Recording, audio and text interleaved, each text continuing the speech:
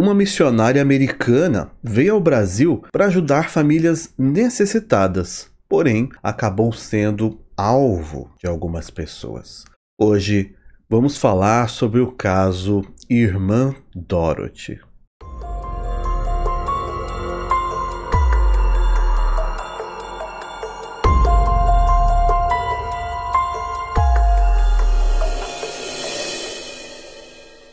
Esse roteiro é baseado em artigos e vídeos sobre o mesmo assunto. Desde já pedimos a sua interação com o nosso conteúdo. Pode ser através de um like, um comentário sobre essa história que vamos contar, se você já conhecia e sabia os detalhes, ou sugerindo novos temas para trazermos ao canal. Se quiser ajudar de uma outra forma, você pode se tornar membro. Dependendo do nível, o seu nome aparece no vídeo durante algum momento e você tem acesso antecipado ao conteúdo. Se quiser ajudar ainda mais, pode fazer qualquer colaboração através do Valeu, onde você escolhe um valor e colabora com o canal quantas vezes quiser. Sobre a história de hoje, é importante lembrar também que não temos a intenção de sermos sensacionalistas ou de desrespeitar a vítima e os seus familiares. E isso nos dá o direito de omitir detalhes que sejam desnecessários para o entendimento da história ou muito gráficos. Dorothy Mae Stang nasceu em junho de 1931. Ela era a sexta entre 9 filhos de Henry e Edna. O pai dela, o Henry, era um oficial da Força Aérea Americana e tinha muito carinho pela natureza. Então, desde que os filhos eram pequenos, ele ensinou a todos o respeito que eles deveriam ter e a necessidade de preservação com o meio ambiente. A família morava em uma casa rural localizada na cidade de Dayton, em Ohio, nos Estados Unidos. Dayton é a sexta cidade mais populosa do estado, contando com a população de mais de 137 mil moradores, mas isso com dados de 2020. Na casa da família Stang havia a sua própria composteira, que é um recipiente onde são colocadas todas as sobras de comida e transformadas em adubo. Eles também tinham uma cisterna para captar água para reutilizar em casa. Os Stangs eram católicos devotos e durante a sua infância,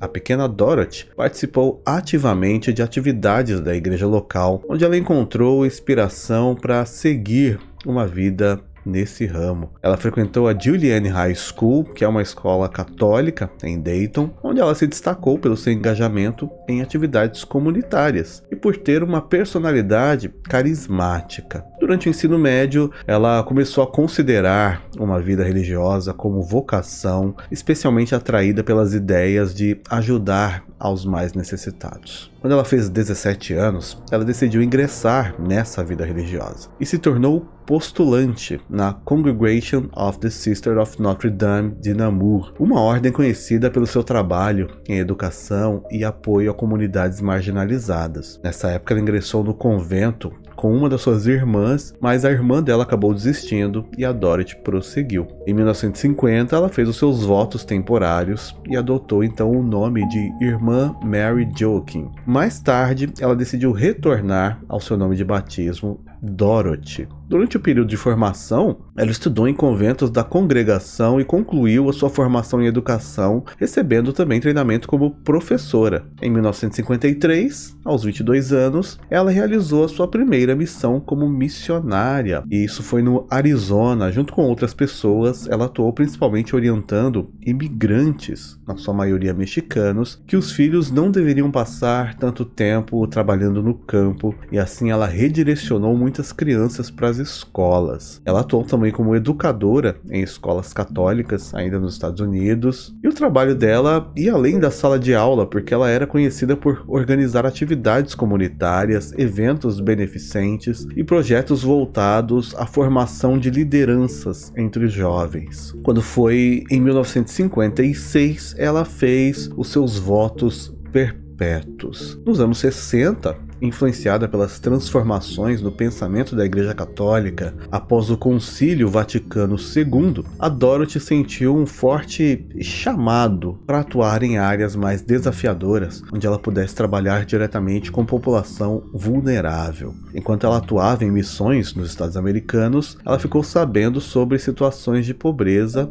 em países estrangeiros. Então ela decidiu que a sua vocação era ajudar essas pessoas. No final dos anos 60, ela e a sua melhor amiga Joan se ofereceram para se juntar à missão de sua congregação no Brasil, onde a pobreza e a desigualdade social é cada vez mais evidente, especialmente em regiões rurais. O primeiro lugar onde ela se estabeleceu foi no Rio de Janeiro, onde elas estudaram sobre outras religiões predominantes, como o Espiritismo e Umbanda. Em 1966, as duas foram designadas para a cidade de Coroatá, no Maranhão, nordeste do Brasil. Lá elas trabalharam com comunidades rurais empobrecidas. O maior problema era que, nessa época, o Brasil passava por um momento tenso na política e um grupo religioso teve que enfrentar esse tipo de problema político para conseguir até mesmo materiais para realizar o mínimo trabalho com essa população. A Dorothy e outros missionários lutaram para conseguir construir a primeira escola da cidade e eles trabalharam com o povo, dando ensino religioso, alfabetização,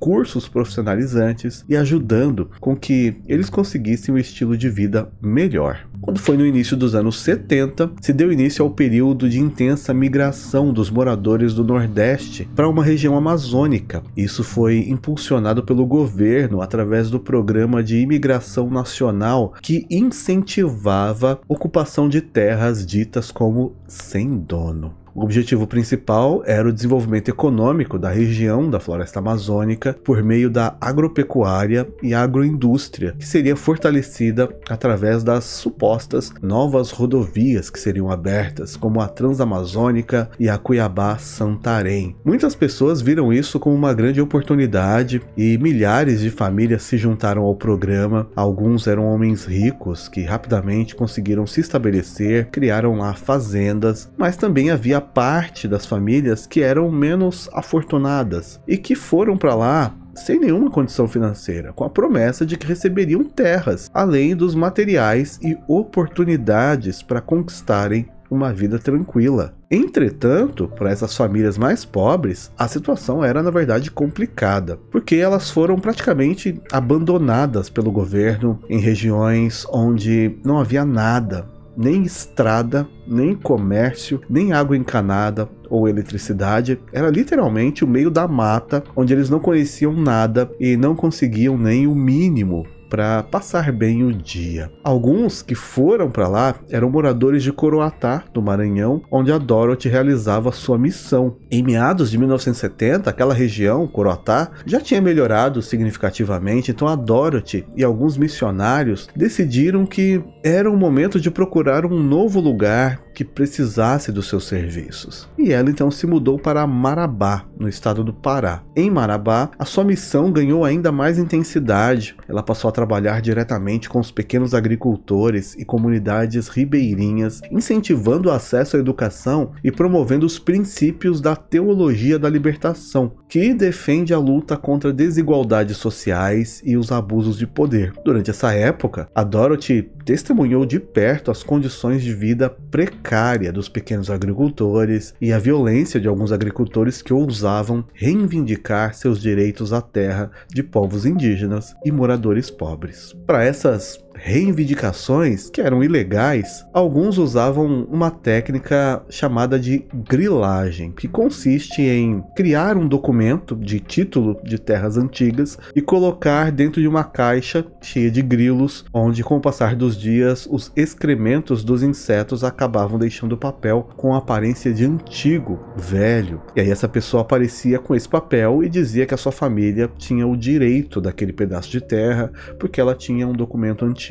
Os homens que faziam esse tipo de coisa eram os chamados grileiros. Aliás, esse termo ainda é usado até hoje e ainda existe esse tipo de história de grilagem até hoje. A Dorothy se deparou então com vários casos. Os imigrantes arrumavam toda a terra para o plantio, faziam a sua moradia e aí depois aparecia um grileiro alegando que aquelas terras eram deles. Esses grileiros utilizavam de ameaças graves para poder afugentar afugentar essas pessoas desses novos assentamentos. Então, ela, junto com outros missionários, começaram a ensinar para os moradores os direitos que eles tinham sobre aquelas terras. Além disso, ela também ajudou na alfabetização para que eles não fossem enganados com contratos falsos. E com a ajuda de algumas pessoas, a Dorothy ajudou na criação do Sindicato dos Agricultores, que lutava pelos direitos das propriedades. A sua presença e a sua liderança foram então cruciais na organização de comunidades para resistirem a esse tipo de exploração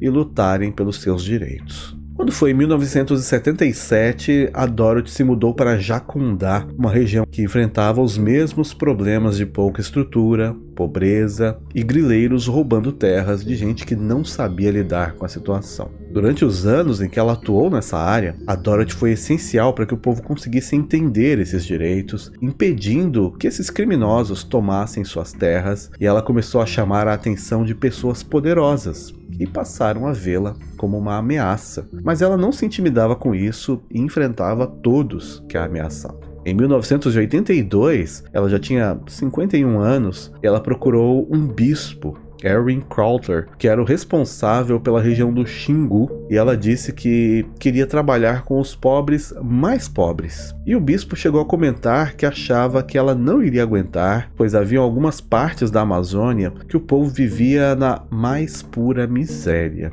E ela pediu para que fosse designada então para esses lugares. E ela foi então para Anapu, que naquela época era um assentamento.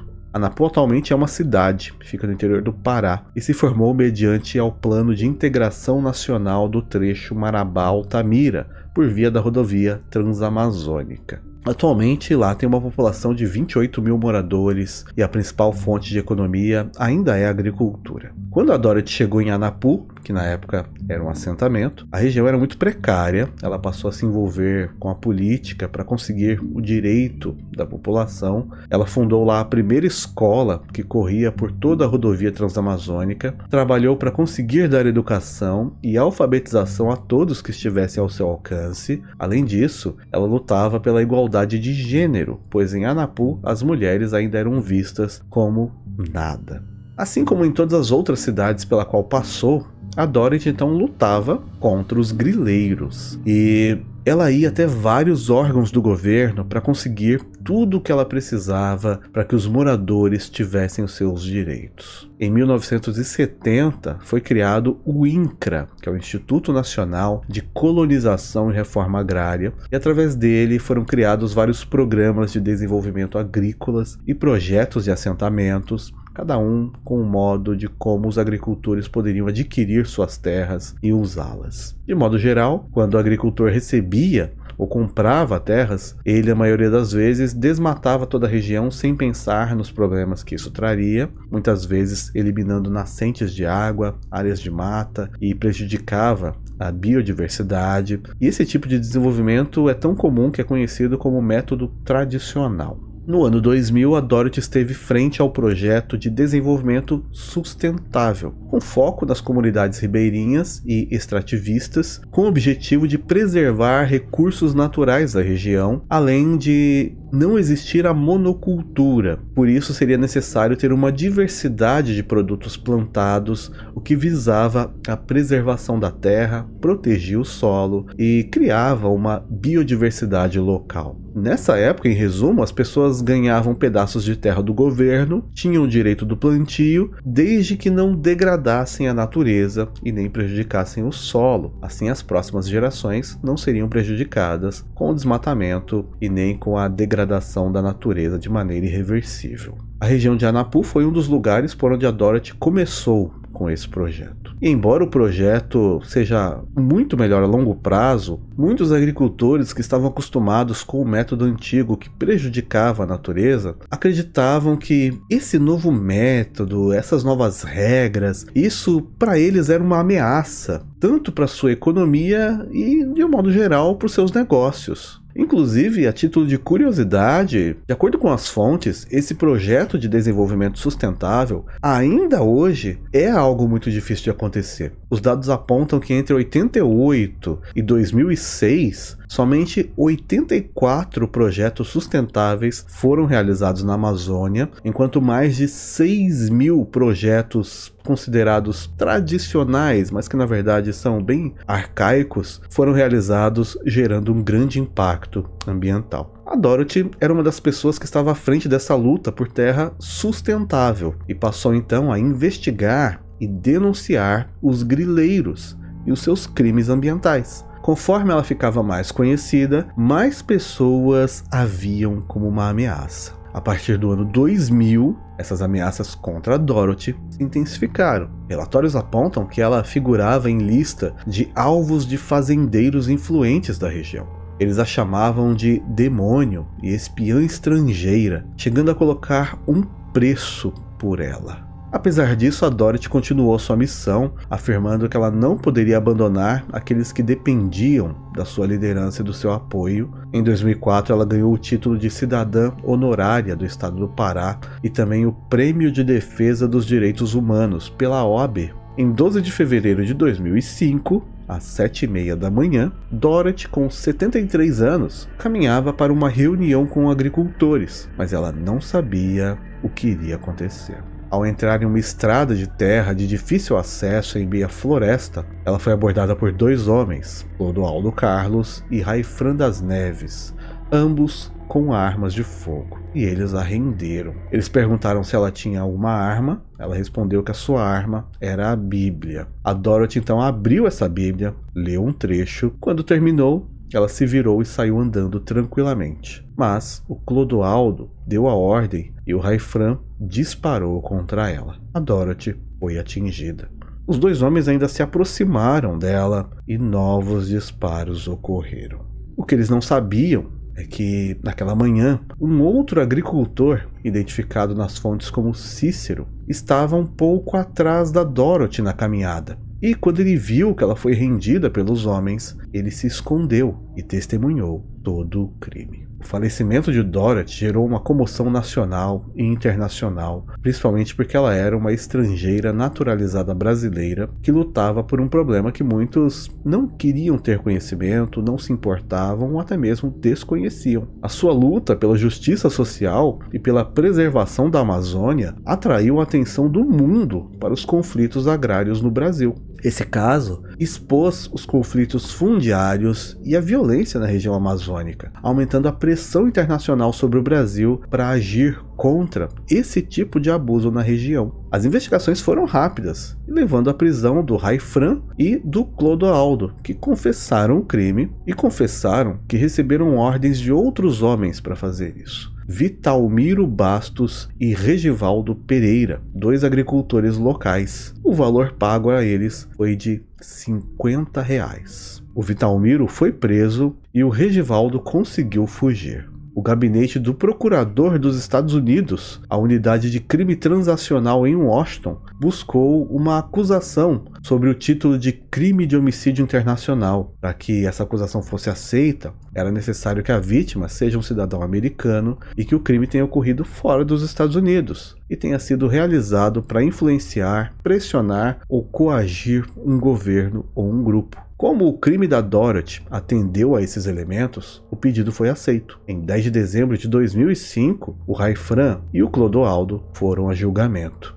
O Raifran, que foi quem fez os disparos, foi condenado a 27 anos de prisão. Em 2007, ele deu um novo depoimento afirmando que ele agiu em legítima defesa, pois a Dorothy era uma mulher considerada perigosa e que, segundo ele, ela já havia mandado tirar a vida de várias pessoas. E ele afirmou em uma entrevista que a missionária não era o anjo que todos conheciam e que ela fazia muito mal às pessoas à sua volta. Em seu novo julgamento, a sua condenação foi mantida, mas em 2013 ele conseguiu obter progressão para o regime domiciliar por bom comportamento. Meses depois, em 2014, ele foi preso novamente, dessa vez por ter tirado a vida de um casal em Tomé Açu, no Pará. Raifran foi preso novamente, acusado do crime duplo e tráfico de entorpecentes. O Clodoaldo, que foi considerado cúmplice, foi condenado a 17 anos de prisão. Ele pôde sair em liberdade provisória em julho de 2012. o Vitalmiro Bastos de Moura, conhecido como Bida, foi apontado como um dos mandantes do crime, foi a julgamento em 2007 e cartas evidenciaram que ele havia ordenado a execução da missionária porque a Dorothy havia o denunciado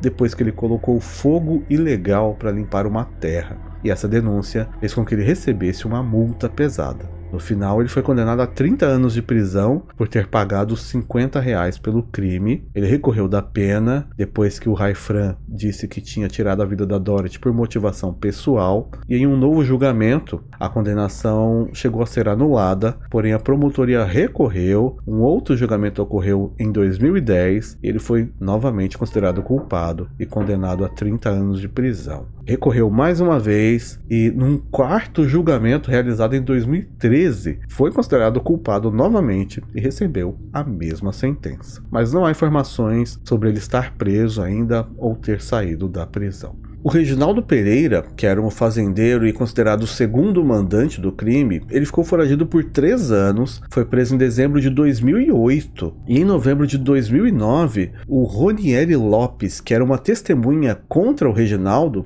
estava a caminho do seu depoimento quando foi atingido por um disparo e não resistiu. Em maio de 2010, o Reginaldo foi a julgamento, sendo considerado culpado e condenado a 30 anos de prisão, mas também não há informações sobre ele ainda estar preso ou não. Os julgamentos foram amplamente acompanhados pela mídia e as sentenças representaram um marco na luta contra a impunidade na região, mas nós sabemos que isso não foi o fim de tudo isso, desse tipo de história de grilagem. A Dorothy foi uma defensora da reforma agrária justa, dialogando com lideranças camponesas, políticas e religiosas, na busca de soluções duradouras para os conflitos relacionados à posse e à exploração da terra na região amazônica. Nos anos em que trabalhou como missionária, ela compartilhou as suas crenças, abriu 39 escolas, fundou 35 comunidades religiosas e educou mulheres, as ajudando a obter empregos viáveis. O seu falecimento gerou uma onda de comoção